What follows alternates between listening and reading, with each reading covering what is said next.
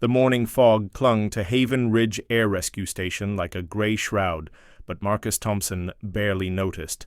He stood in the corner of the hangar, coffee steaming in his weathered hands, watching the pilots prepare for another day of heroics. At 52, Marcus had become part of the scenery, just another fixture among the tools and spare parts. "Hey, Thompson, think you can get Eagle 2 running by noon?" Captain David Reynolds called out without looking up from his clipboard. The younger man's tone carried that familiar edge of casual dismissal, the kind reserved for people who weren't important enough to worry about offending. Marcus nodded quietly. "She'll be ready. Better be." "We've got VIP training flights this afternoon." Reynolds turned to the other pilots, his voice suddenly animated. "Gentlemen, remember, precision is everything. Lives depend on what we do up there." The irony wasn't lost on Marcus. He'd been keeping these birds airworthy for 3 years, ensuring every bolt was tight, every system perfect. Yet to them, he was invisible, the grease-stained ghost who fixed their problems and disappeared back into the shadows. Elena Rodriguez, the newest pilot, glanced his way occasionally. Unlike the others, she seemed curious about the quiet mechanic who never seemed to leave the hangar. Sometimes Marcus caught her watching him work, a question forming in her eyes that she never quite asked. "Did Marcus ever fly?" she'd whispered to another pilot last week. "Thompson? Nah, he's career maintenance. Probably never even sat in a cockpit." If only they knew. If only they understood that the man they dismissed as just a mechanic had once been Captain Marcus Thompson, decorated pilot with over 2,000 flight hours in combat zones. But that was before Afghanistan, before the mission that went sideways, before he lost his entire crew in a canyon that still haunted his dreams. The medals were packed away in a box he never opened. The nightmares were locked behind a wall of routine maintenance and careful silence. Marcus had traded his wings for wrenches, his rank for anonymity. It was easier this way, safer for everyone. "Thompson!" Reynolds barked again. "The fuel gauge on Eagle 1 is acting up. Fix it!" "Already on it," Marcus replied, though Reynolds was already walking away. As he worked, memories flickered like old film reels. The weight of the helmet, the roar of rotors, the last transmission from his wingman, before the mountains swallowed him whole. Marcus tightened a connection with more force than necessary, using the physical task to push away the ghosts. The truth was, Marcus Thompson wasn't afraid of flying. He was afraid of failing again. And in this hangar, surrounded by machines that trusted him completely, failure felt impossible to avoid. The radio crackled with weather updates. A storm system was building in the mountains, the kind that could ground aircraft for days. Marcus felt it in his bones, the way he used to feel incoming weather from a cockpit at 10,000 feet. Something was coming, something that would test them all. Subtle tensions. The storm warnings grew more urgent as the week progressed, but Captain Reynolds seemed more concerned with politics than meteorology.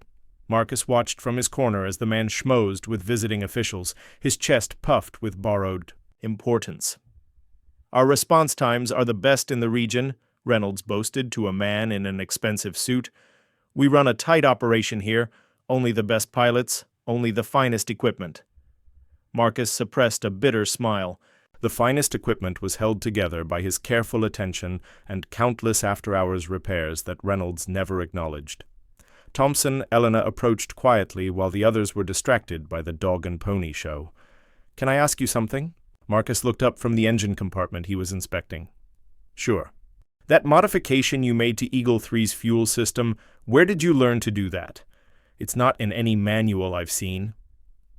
For a moment, Marcus felt exposed. The modification was something he'd learned in the field, a trick passed down from pilot to pilot in places where improvisation meant the difference between coming home and becoming a memorial plaque. "Just something I picked up," he said carefully. Elena studied his face. "Marcus, were you ever—" "Rodriguez!" Reynolds' voice cut across the hangar like a whip. "Stop bothering maintenance and get over here. These gentlemen want to hear about our pilot training program." Elena hesitated, clearly wanting to finish her question, but discipline won. She nodded to Marcus and walked away, leaving him with the uncomfortable feeling that his carefully constructed facade was beginning to crack. Later that afternoon, Marcus overheard a conversation that made his blood run cold. "Cut maintenance costs by 20%, the suit was saying. "These mechanics are overpaid for what they do. How hard is it to change oil and tighten bolts?" Reynolds nodded eagerly. "Absolutely. We could probably get by with half the staff." Marcus felt his jaw clench. These people had no idea what kept their precious helicopters in the air. They saw mechanics as interchangeable parts, easily replaced and even more easily eliminated. "What about Thompson?" another voice asked. "He seems to know his stuff." "Thompson's getting old," Reynolds replied dismissively. "Probably retire soon anyway. We can train a younger guy for half his salary." The words hit Marcus like a physical blow. After 3 years of quiet dedication, of ensuring every aircraft was airworthy, of working overtime without complaint, this was his reward, to be discarded like a worn-out part. That evening, as the storm clouds gathered on the horizon, Marcus sat alone in the hangar with Eagle 4, the helicopter he'd rebuilt from scrap. His hands moved over the controls with muscle memory that predated his years on the ground. The radio crackled with the evening weather report. The storm was intensifying, moving faster than predicted. By morning, the mountains would be socked in with near-zero visibility. Marcus looked at his hands, oil-stained, calloused, dismissed, by men who'd never held a life in their palms at 10,000 feet. Maybe Reynolds was right. Maybe it was time to retire, to fade away completely. But deep in his chest, something stirred. A voice that sounded like his old squadron leader. "A pilot never really retires, Thompson. The sky doesn't forget its own." Outside, the wind began to howl. The emergency call came at 2:17 a.m., shattering the pre-dawn quiet like breaking glass. Marcus was already awake, had been for hours, listening to the storm rage against the hangar walls. Years of military training had taught him to read weather patterns, and this one screamed danger. "Search and rescue mission. The dispatchers." Voice crackled over the radio. "Hiking party of 4 trapped in Devil's Canyon. Hypothermia setting in fast. We need immediate extraction." Captain Reynolds stumbled into the hangar, still pulling on his flight suit. "Get Eagle 2 prepped, Thompson. We're wheels up in 15. Marcus was already moving, his hands working with practiced efficiency. But as he ran the pre-flight checklist, warning lights began flashing on the instrument panel. The fuel pump he'd flagged for replacement last month, the one Reynolds had said could wait until next quarter, was finally failing. "Sir?" Marcus called out, his voice steady despite the sinking feeling in his stomach. "Eagle 2's not airworthy." "The fuel pump is critical failure." Reynolds stormed over, his face red with frustration. "What do you mean, not airworthy? I flew her yesterday. The pump's been deteriorating for weeks. I submitted 3 work orders. I don't want excuses." Reynolds snapped. "Fix it! Now! It's not a quick fix." "We need parts, and in this weather. Then we'll take Eagle 1. Marcus shook his head grimly. "Navigation systems down for maintenance. I told you it needed a complete overhaul. Eagle 3? Grounded for rotor blade replacement. The ones you said were good enough for another month." The color drained from Reynolds' face as reality hit him. His cost-cutting measures, his dismissal of Marcus's recommendations, had left them with exactly 1 operational aircraft, Eagle 4, the Frankenstein helicopter that Marcus had cobbled together from spare parts. "Fine," Reynolds said, though. His voice had lost its commanding edge. "We'll take that one." "Sir," Marcus said quietly, "Eagle 4 isn't certified for rescue operations." And in this weather, he looked out at the whiteout conditions, the snow horizontal in the wind. "Sir, visibility is near 0. Ground winds are gusting to 60. This is pilot-killer weather. Are you questioning my abilities, mechanic?" The word mechanic dripped with venom, a verbal slap designed to put Marcus back in his place. For 3 years, Marcus had absorbed this casual contempt, had swallowed his pride, and kept his mouth shut.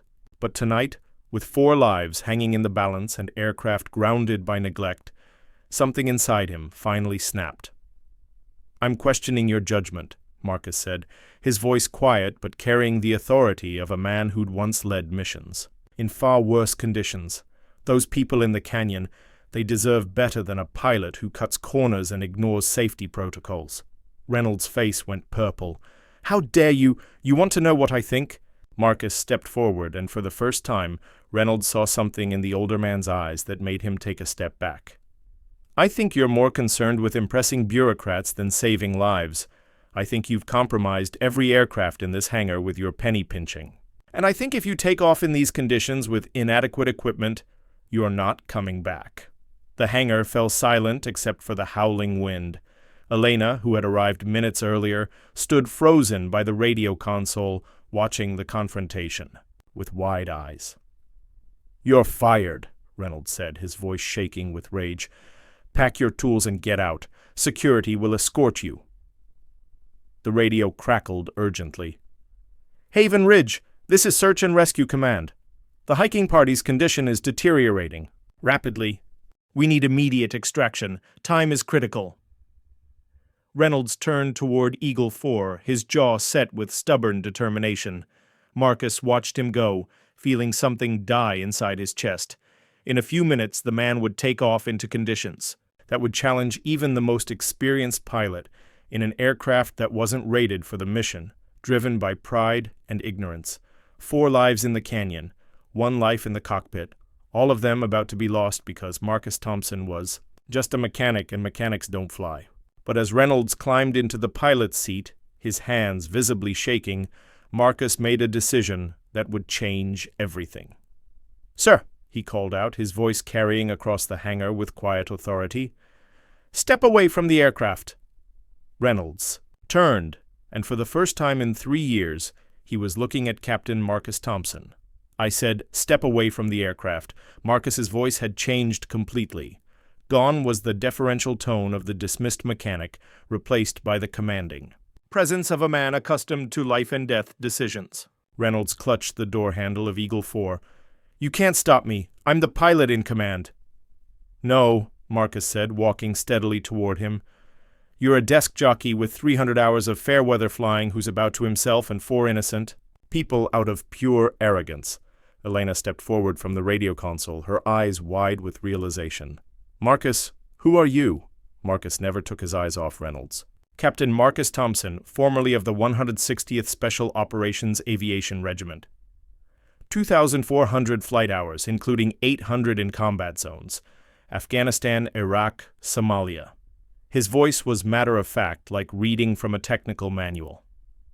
"I've flown in conditions that would ground aircraft for weeks, extracted teams from hot zones while taking fire, and brought birds home with half their systems offline." The hangar seemed to shrink around them. Reynolds stood frozen, his face pale. That's impossible." "You're just a mechanic." "I became a mechanic," Marcus corrected, "after I lost my entire crew in a canyon not unlike the one those people are trapped in right now, after I spent 18 months in physical therapy learning to walk again, after I decided the sky had taken enough from me." Elena's voice was barely a whisper. "The modifications to the aircraft and the way you know exactly what's wrong before running diagnostics. Marcus, you've been keeping these birds airworthy not as a mechanic but as a pilot who understands them. From the inside out." Marcus nodded slowly. "Every bolt I've tightened, every system I've maintained, I've done it knowing that someone's life might depend on that work, because I know what it's like when equipment fails at the worst possible moment." The radio crackled again.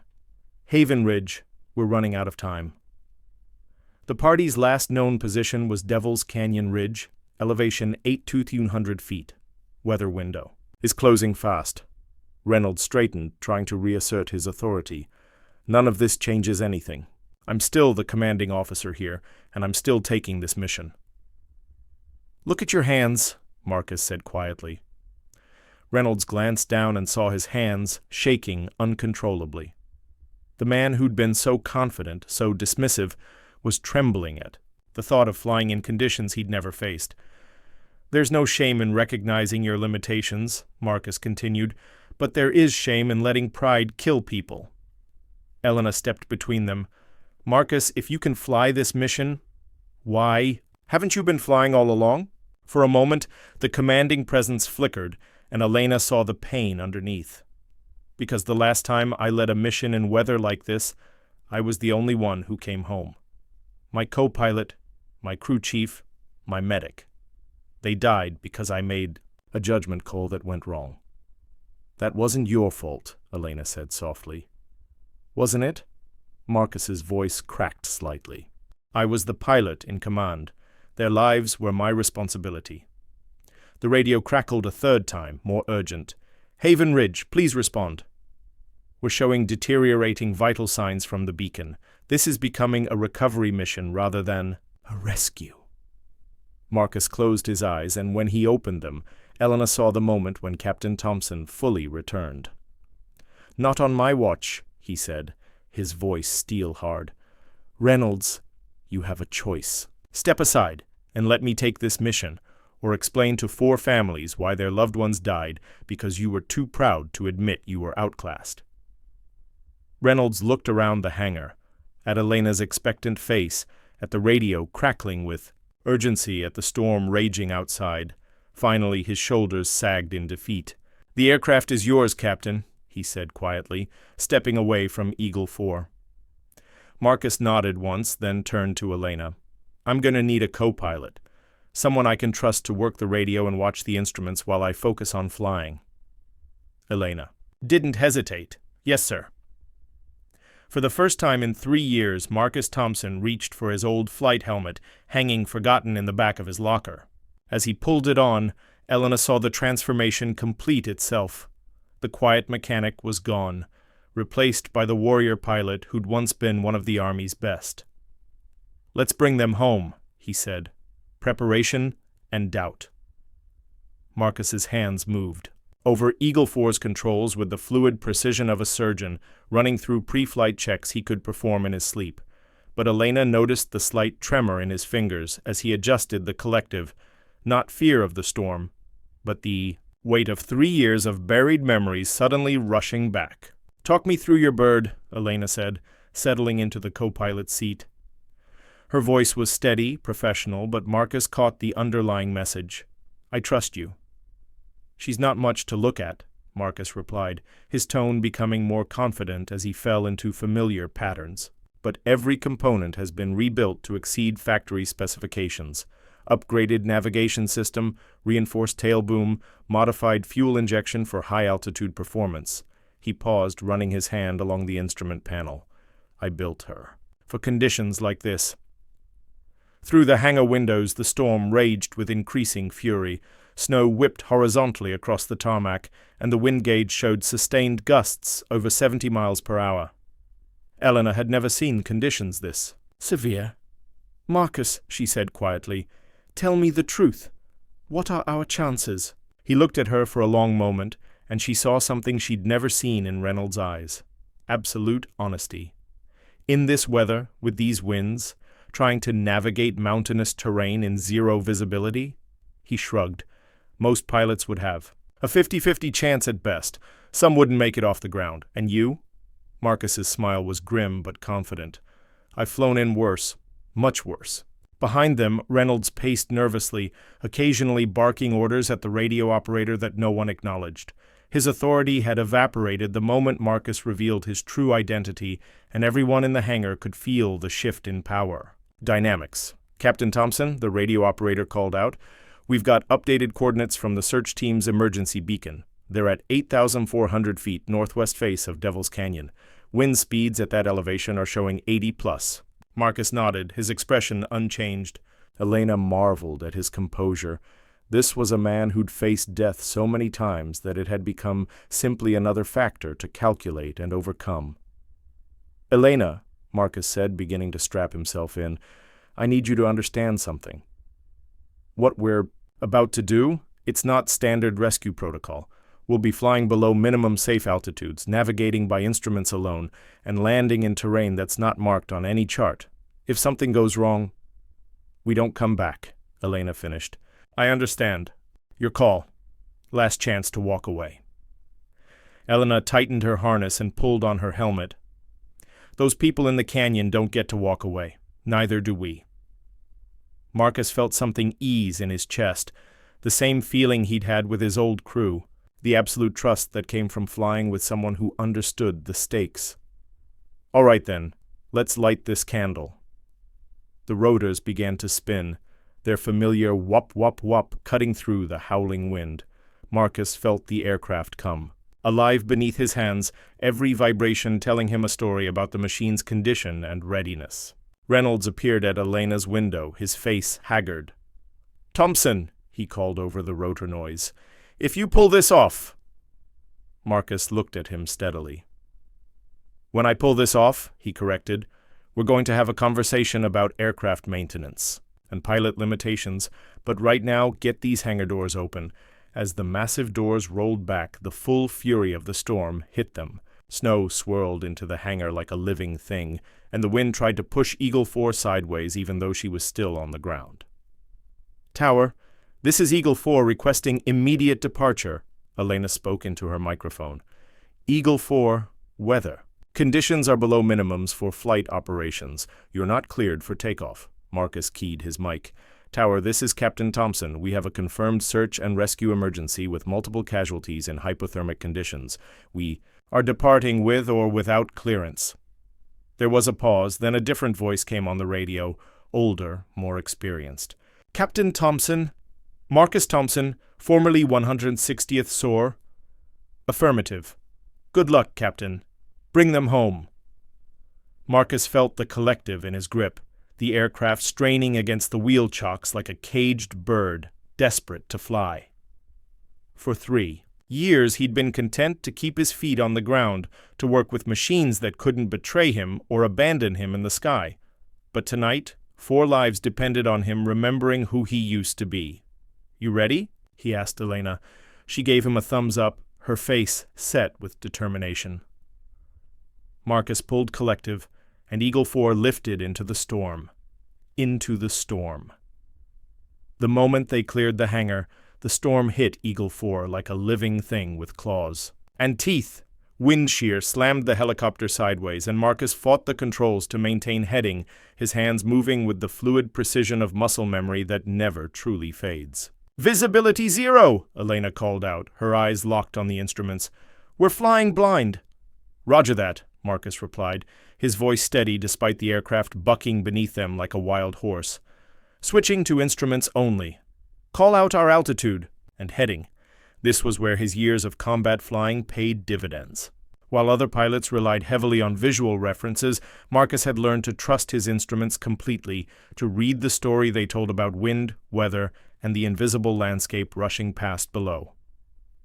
"Altitude 4,200 feet, heading 285, Elena reported. "Airspeed. Marcus, we're showing 0 airspeed." "Pitot tubes iced over," Marcus said calmly, adjusting his approach. "Switch to GPS ground speed and power settings. We'll fly by feel and mathematics." Elena had never seen anything like it. Marcus seemed to sense the wind patterns before they hit, adjusting collective and cyclic with minute precision to ride the gusts rather than fight them. It was like watching a master musician play an impossible piece from memory. "How are you doing this?" she asked over the intercom. "Afghanistan taught me to fly in sandstorms that could strip paint," Marcus replied, his voice carrying a hint of grim humor. "At least snow is just frozen water."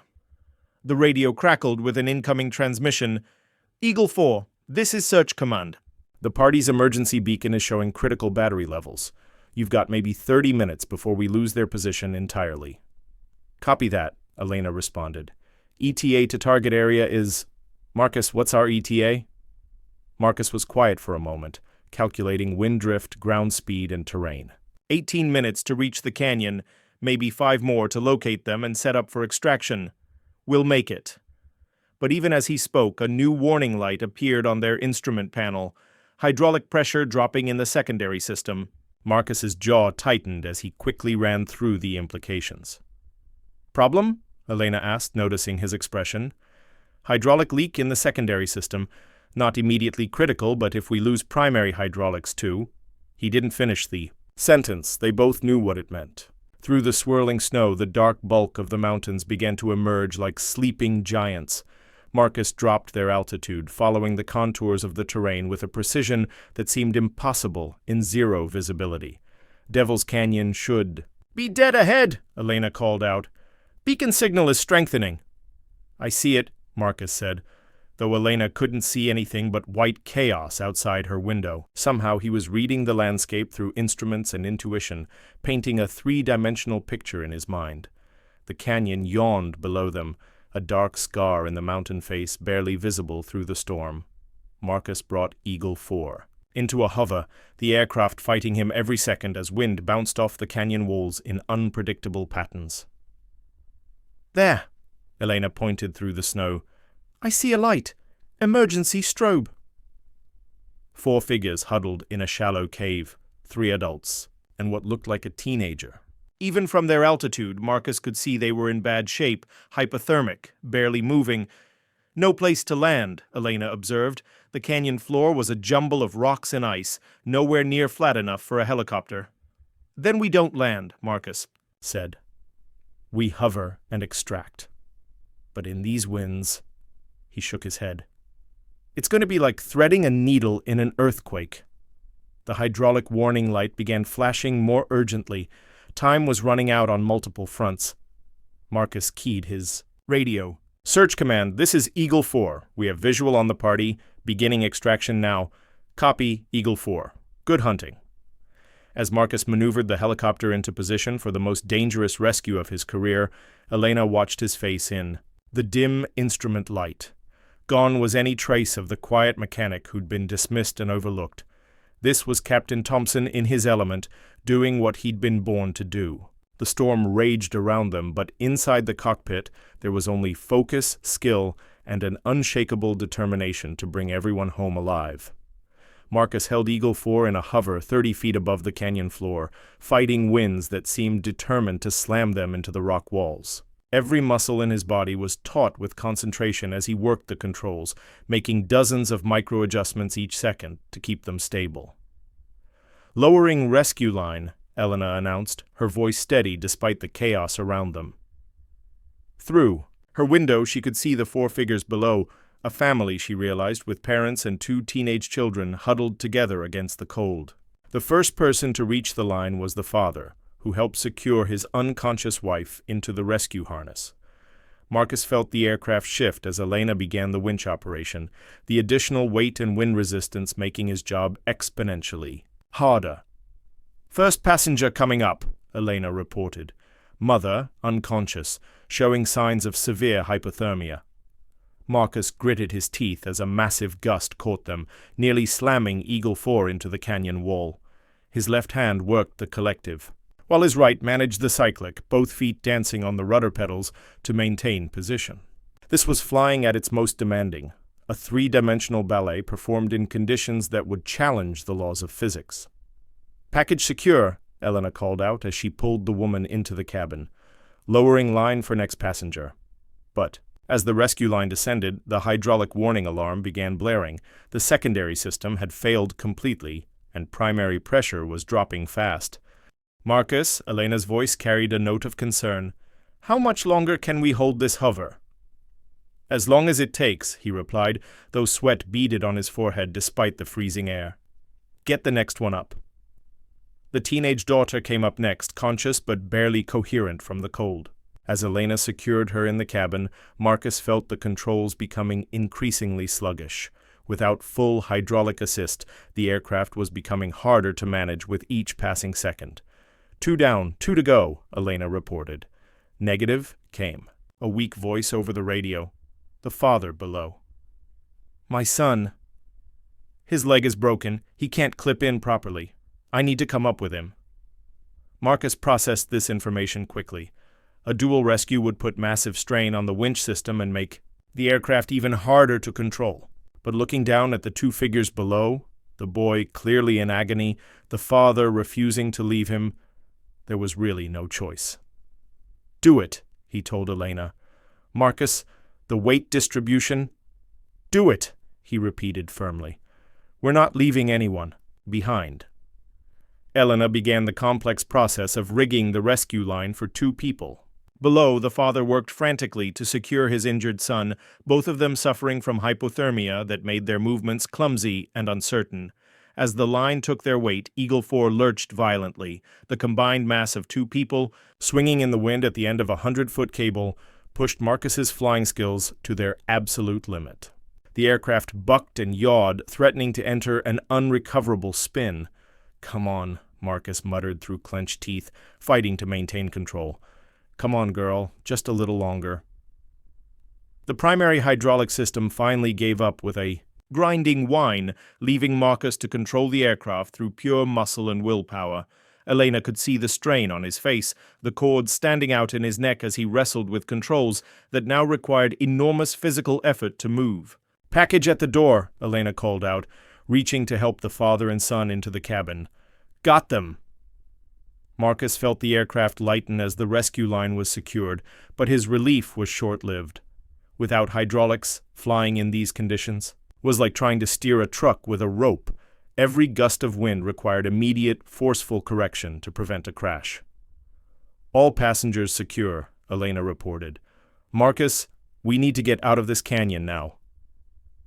"Working on it," Marcus replied, his voice tight with concentration. Climbing out of the canyon meant transitioning from hover to forward flight while fighting both mechanical failure and some of the worst weather conditions he'd ever encountered. He applied forward, cyclic, and collective simultaneously, feeling. Eagle 4 struggled to translate the hover into climbing flight.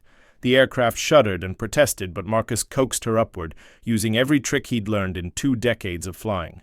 As they cleared the canyon rim, Elena allowed herself to breathe for the first time in 10 minutes. "How are our passengers?" She turned to check on the family they'd rescued. The mother was still unconscious but breathing steadily. The father held his injured son, both of them wrapped in emergency blankets. The daughter sat quietly, tears frozen on her cheeks. "We're going to be okay," Elena told them. "You're safe now." The father looked up at her with eyes full of gratitude and exhaustion. "The pilot," he said hoarsely. "Thank him for us. We thought no one would come." Elena looked forward at Marcus, still fighting to control the damaged aircraft. As they flew through the storm toward home, "He's not just any pilot," she said softly. "He's the best there is." Through the intercom she heard Marcus's voice, strained but determined. "Haven Ridge, this is Eagle 4. We have 4 souls on board requesting immediate medical response on landing. Be advised, we're flying with complete hydraulic failure." "Copy, Eagle 4. Emergency crews standing by. Nice work, Captain." As they flew through the storm toward the lights of home, Elena realized she was witnessing more than just a rescue. She was seeing a man reclaim his identity, his purpose, and his place in the sky. Redemption and recognition. The landing at Haven Ridge required every ounce of skill Marcus had accumulated over 20 years of flying. Without hydraulics, bringing Eagle 4 down safely was like performing surgery with sledgehammers. He flared the aircraft at the last possible second, feeling the skids kiss the ground with a gentle touch that belied the mechanical carnage happening behind the scenes. As the rotors wound down, emergency crews swarmed the aircraft, EMTs carefully extracted the rescued family while Marcus went through the shutdown checklist with methodical precision. His hands shook slightly now that the adrenaline was wearing off, but his voice remained steady as he communicated with ground control. Elena watched him with newfound respect. "Marcus," she said quietly, "that was the most incredible piece of flying I've ever seen." He looked at her with tired eyes. "Just doing the job." "No," she said firmly. "What you did tonight, that was artistry. That was what it means to be a pilot." Through the cockpit window they could see Reynolds standing near the hangar entrance, his face pale in the emergency lighting. The man who had dismissed Marcus as just a mechanic hours earlier now watched as his most overlooked employee shut down from what everyone present knew was an impossible mission flown perfectly. As Marcus climbed down from the aircraft, a crowd had gathered. Rescue personnel, mechanics, dispatchers, everyone who worked at Haven Ridge had come out despite the late hour and terrible weather. In the 3 years Marcus had worked there quietly and without recognition, he'd earned a reputation for competence and reliability. Now they were seeing the full extent of what that competence meant. Captain Thompson, the senior flight surgeon, approached. "The family you brought in. The mother has severe hypothermia, but she's going to make it. The boy's leg will heal clean. If you'd been 5 minutes later, Marcus nodded. How are they doing? They want to thank you. The father keeps asking about the pilot who came for them. Elena stepped up beside Marcus. They should know, she said. They should know who you really are. For a moment, Marcus hesitated. For 3 years, anonymity had been his shield, protecting him from questions he didn't want to answer and memories he didn't want to relive. But tonight had changed something fundamental. The sky hadn't betrayed him. His skills hadn't failed. Him. He had faced the storm and won. All right, he said quietly. The family was in the medical bay being treated for hypothermia and exhaustion. When Marcus entered, still wearing his oil-stained flight suit, the father struggled to sit up. You, the man said, his voice hoarse but strong. You're the pilot. You saved my family. Just doing my job, Marcus replied, but the words felt different now. For the first time in years, he meant them with pride rather than resignation. No, the father shook his head. What you did tonight, flying in that storm, getting us out of that canyon, that wasn't just a job, that was a miracle. The teenage daughter, wrapped in blankets, but alert now, looked at Marcus with wide eyes. Daddy said no one would come. He said the weather was too bad for helicopters to fly. Marcus knelt down beside her stretcher. Sometimes, he said gently, we fly anyway. When people need help, we find a way. Later, as dawn broke gray and cold over Haven Ridge, Marcus found himself back in the hangar. Eagle 4 sat silent, her battle scars evident, hydraulic fluid staining the floor beneath her, stress fractures visible in the tail boom, instrument panels showing the electronic equivalent of exhaustion. Reynolds approached hesitantly. The arrogant captain of hours before was gone, replaced by a man who finally understood the magnitude of his ignorance. Thompson, he began, then stopped and started over. Captain Thompson, I owe you an apology. Marcus looked up from his inspection. Of the aircraft, do you? I called you just a mechanic. I dismissed your warnings about maintenance. I nearly got people killed because I was too proud to listen. Reynolds' voice was quiet, humble. I was wrong. About everything. Marcus studied the younger man's face. The question is, what are you going to do about it? Whatever you think is right. The aircraft maintenance schedules you've been recommending, they're approved, effective immediately. The safety protocols you mentioned, implemented. And your position here? Reynolds paused. I think Haven Ridge needs a new chief pilot, someone who understands what it really means to be responsible for lives. Elena, who had been listening from across the hangar, stepped forward. Marcus earned that position tonight, she said firmly. But more than that, he's earned something else. Respect. Marcus felt the weight of their expectations, the sudden shift from invisible mechanic to recognized leader. Part of him wanted to retreat back into the shadows, to return to the safety of routine maintenance and quiet anonymity. But he thought of the family he'd pulled from the canyon, of the storms that would inevitably come, of the young pilots who needed someone to show them what real flying meant. I'll consider it, he said finally. But things are going to change around here.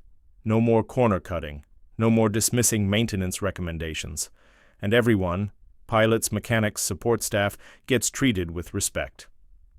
Reynolds nodded. Quickly, absolutely, whatever you want. It's not what I want, Marcus corrected. It's what's right. As the morning progressed, word of the rescue spread throughout the aviation community. The impossible flight through whiteout conditions, the hydraulic failure, the family saved from certain death. It became the kind of story that pilots would tell for years to come. But for Marcus, the real victory wasn't in the praise or recognition. It was in the quiet moment when he sat in Eagle 4's cockpit one last time before the repairs began, his hands resting on controls that felt like old friends returning from a long journey. Elena found him there as the sun finally broke through the storm clouds, painting the hangar in golden light. Any regrets? She asked. Marcus was quiet for a long moment, thinking of the men he'd lost, the years he'd spent in exile from the sky, the fear that had kept him grounded. About tonight? No regrets at all. About the years you spent as just a mechanic?" He smiled, an expression that transformed his weathered face. "I was never just a mechanic. I was a pilot who happened to be working on the ground. Tonight just reminded everyone, including me, of the difference." 3 months later, Captain Marcus Thompson stood in the same hangar, watching a new class of pilots prepare for their first rescue training mission. The aircraft were immaculate, every maintenance recommendation implemented, every safety protocol observed, every system operating at peak efficiency. Elena approached with a clipboard, her new stripes marking her promotion to senior pilot. "Ready for the morning briefing, Chief?" Marcus nodded, straightening the flight suit that now bore his proper rank and title. "Let's talk about what it really means to be responsible for lives," he said. As they walked toward the briefing room, Marcus caught sight of a framed photo on the wall, the rescue crew that had been saved that night, standing with their rescuers. The father held his son, whose leg had healed perfectly. The mother smiled, healthy and strong. The daughter wore a Haven Ridge Air Rescue t-shirt, having announced her intention to become a pilot herself someday.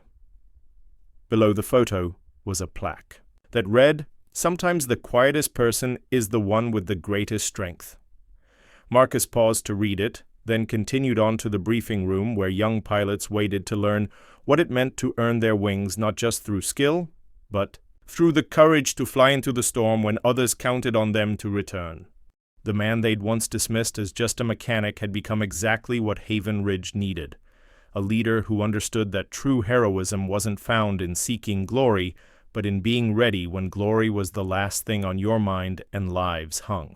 In the balance, in the mountains beyond, new storms were building, but Marcus Thompson was no longer afraid of the sky. He had remembered who he was, reclaimed his place among the clouds, and discovered that some callings never truly leave. They simply wait for the moment when they're needed most. The quiet mechanic had found his voice again, and it spoke with the authority of rotors cutting through storm-dark skies, carrying hope to those who had none left to give. If you enjoyed this story, don't forget to hit the subscribe button and become a part of our Everyday Life Stories community. Where are you watching from? Drop a comment below. We love hearing from our amazing viewers around the world.